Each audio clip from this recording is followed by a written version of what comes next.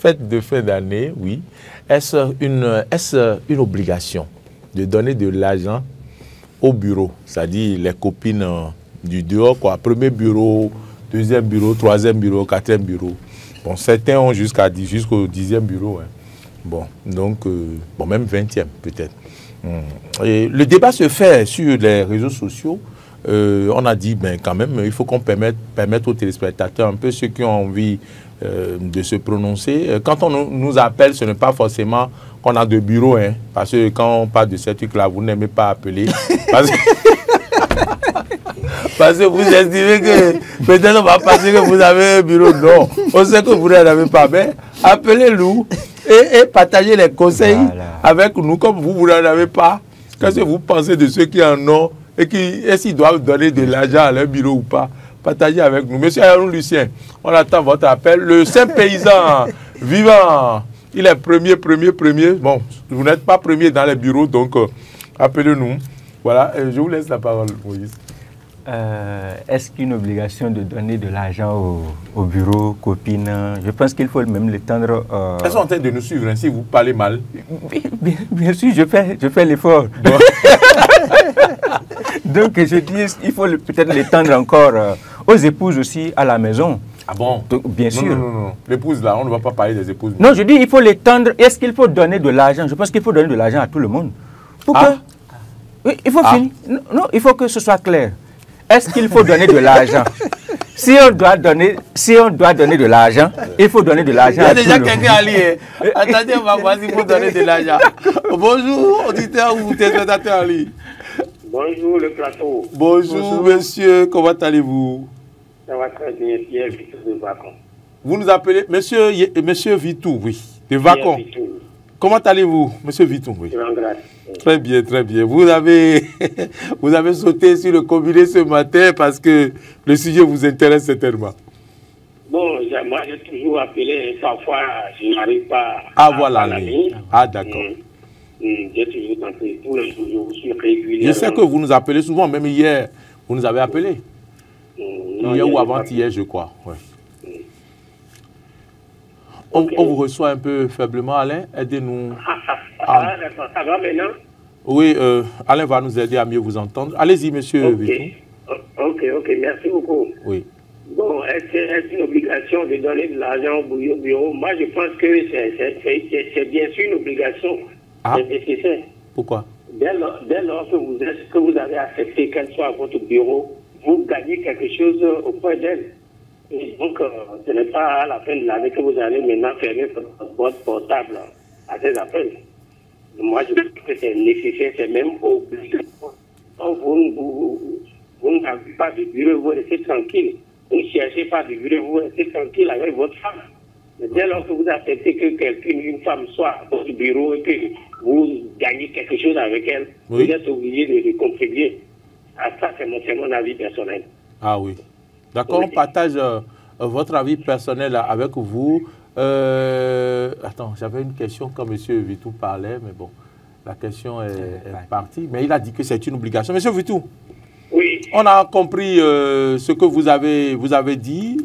Voilà. Oui. Si quelqu'un ne veut pas donner de l'argent au bureau, il ne cherche pas de femme dehors. Voilà.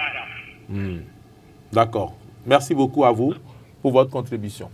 Oui, vous aviez. Voilà, donc vous voyez, M. Vitou, il me rejoint, ça dit non, que... il vous dresse le tapis pour vous permettre. Et donc, évidemment, dans les rapports humains sont en général guidés par des intérêts, en réalité. Et dans le contexte qui est le nôtre au Bénin et en Afrique, nous savons que nous sommes... Ça, c'est une introduction de dissertation, ça. Oui. Nous savons que nous sommes... nous n'avons pas généralement, parce que ce qui amène à poser ce genre de questions chez nous, on n'a pas une politique sociale digne de ce nom dans nos pays.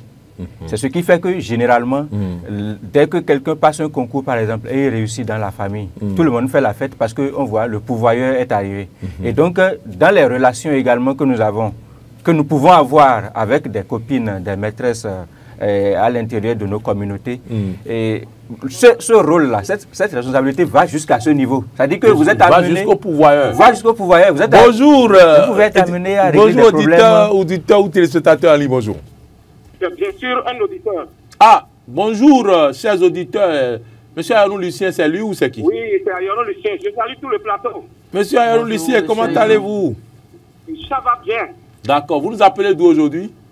Je vous appelle d'Akasato. Akasato. Vous êtes tout près d'ici alors? Voilà. D'accord. Vous avez la parole, monsieur. Je dois vous dire d'abord qu'elles peuvent être à l'écoute. Moi, je m'en fous. Je n'ai pas de contrat avec personne. Alain? C'est Alain qui est là ou Emmanuel? On entend faiblement. Je n'ai pas de contrat avec personne. Elles peuvent être à l'écoute. Et je dois vous dire que nous les hommes, je dois nous dire que, quel que soit nos efforts, si une femme décide de nous quitter, elles le font en état d'arme. Donc, ne jamais avoir peur de ces choses. Il est vrai, et si vous voulez, ce n'est pas une obligation. Mais une fois que vous les avez déjà appliqué la chose, elles vont compter forcément sur vous pour percer. Et si vous ne le faites pas, ça va poser problème. Puisque la femme ne veut pas savoir si mon homme a de l'argent ou pas. C'est ça le problème. C'est ça le problème. Vous devez vous plier. Mais vous n'êtes pas son homme. Vous devez forcément vous plier pour donner les moyens de traiter. C'est comme ça elles comprennent. C'est à vous de savoir gérer votre chose. Ça ne va pas. Il faut savoir que l'amitié peut s'arrêter à ce niveau-là. C'est ça. Et il ne veut pas du tout se faire de mauvais points. Voilà, puisque moi, je ne veux pas faire des prêts pour prendre ces responsabilités-là. C'est ça. Merci. Monsieur Ayanou Lucien, oui? Est-ce que c'est parce que si les femmes veulent quitter les gens, elles ne réfléchissent pas, elles prennent leur décision simplement que vous n'allez pas donner de l'argent pour les fêtes de fin d'année?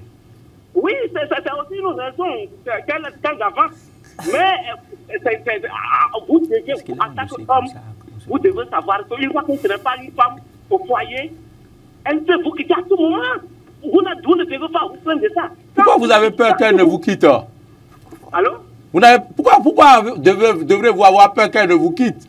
Mais si elle ne vous quitte pas avant les fêtes de fin d'année, vous lui donnez de l'argent ou pas? C'est ça. Si je n'ai pas les moyens, je ne peux pas faire autrement. Mais la femme qui est au foyer ne peut pas partir sous prétexte que son mari ne lui a pas donné de l'argent de fête. Non. Vous avez cherché femme, ça que vous avez les moyens. Elle ne veut pas entendre ça. Hein. Quand on cherche la femme là, il faut que ça soit réciproque. La femme aussi a besoin de l'homme. C'est ça. C'est ça. Ah, mais elle n'a pas besoin de l'homme pour l'argent. Elle a besoin de l'homme pour le J seulement. Pour la lettre J. Ok, j'ai compris. Merci. Merci beaucoup, monsieur Ayanou Lucien. Oui. Et donc, je disais, bon, c'est un autre son de cloche, je disais que les relations extra-conjugales également remplissent une part de ce déficit au plan social-là, c'est-à-dire soutenir, apporter. Moi, je perçois le truc sous l'angle de soutien, de l'aide que l'on peut apporter à quelqu'un avec qui on a quand même une liaison, une relation. Je ne dis pas que j'ai de l'argent à donner à quelqu'un, je ne dis pas que j'ai même de maîtresse. Pourquoi vous, les hommes béninois, vous avez du mal à donner de l'argent aux femmes? Je viens de dire qu'il faut le faire. Vous savez qui m'a dit ça? C'est une collègue qui a vécu en Côte d'Ivoire qui me dit les Ivoiriens ne sont pas comme vous les hommes béninois. Hein. Vous n'aimez pas donner de l'argent aux femmes. Quand on cherche femme, on donne de l'argent à la femme. Et je l'ai regardé. Mais pourquoi vous les hommes, vous n'aimez pas donner de l'argent aux femmes? Vous ne savez pas qu'elles ont besoin de l'argent? Je viens à vous. Hein. Je suis en train de le dire. Je suis en train de soutenir d'ailleurs. Bien à vous. Et j'essaie même de donner les raisons pour lesquelles il faut aller, il faut aider, il faut donner de l'argent. C'est-à-dire qu'il ne faut pas voir ça dans le sens de on est en train de donner.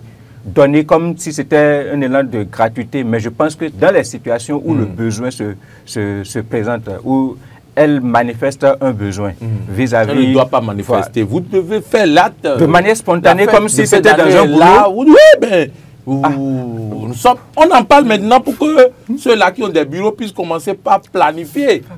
Ah oui, pour les fêtes de fin d'année, de façon élégante, bien sûr, il faut être élégant. Pour les fêtes de fin d'année, il faut, avec quelqu'un avec qui vous avez de liaison, bien sûr, c'est de bon temps que vous puissiez donner quelque chose pour agrémenter. C'est dans les deux sens, à mon avis. Ah bon, les deux sens. C'est possible dans les deux sens. Pas forcément, il ne faut pas forcément attendre que ce soit l'homme uniquement, mais on est en train de parler des hommes ici. Donc, effectivement, il faut donner quelque chose pour l'élégance, pour essayer quand même de donner, de joindre l'utile à l'agréable, comme on dit. D'accord. Voilà, donc il faut faire quelque chose pour pour moi. Vous qui observez depuis là, oui, je pense vous que avez la parole c'est une question assez pertinente.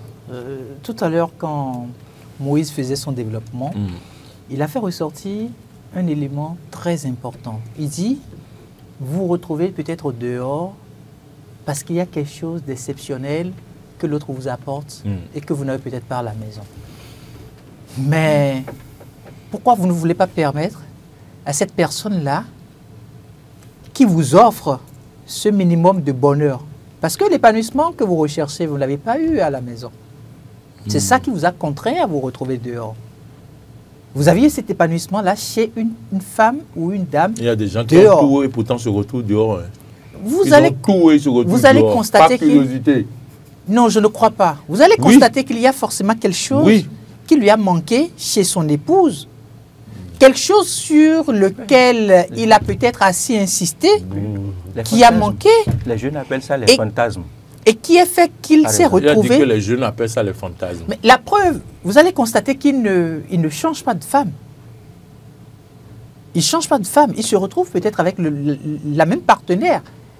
Parce qu'il a constaté que c'est cette partenaire-là qui lui offre ce qu'il a peut-être tant recherché. Et qui a manqué au niveau...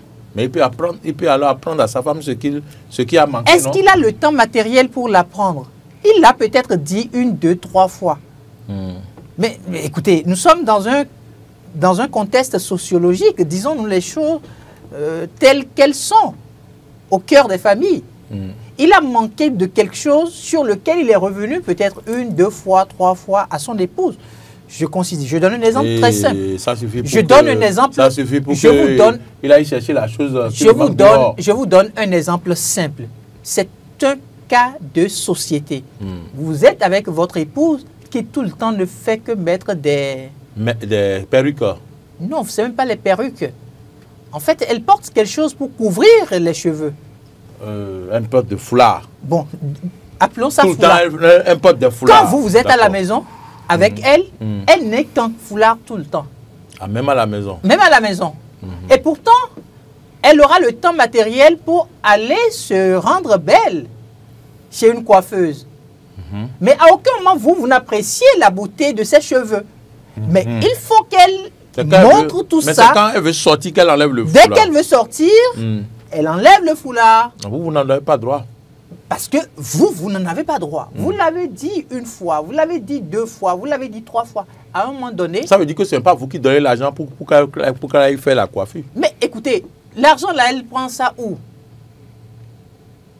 Je ne vais pas rentrer dans ces subtilités. L'argent reste quelque part dans la maison. L'argent là, elle va vous retirer l'argent autrement. Elle peut ne pas vous dire que c'est l'argent de sa tresse, mais elle va vous le retirer autrement. D'accord. Et donc, l'homme qui a déjà, à un moment donné, manifesté le désir ou la volonté que sa femme puisse changer son comportement là, dès que la femme ne le fait pas sur une bonne période, il est obligé d'aller chercher une femme qui... Il finit par... dont il peut voir les cheveux dehors, c'est ça? Il finit par se taire. Parce qu'à côté, il y a une autre qui a commencé par lui montrer les cheveux qu'il recherche à la maison. Mais non, nous sommes en face d'un sujet de société.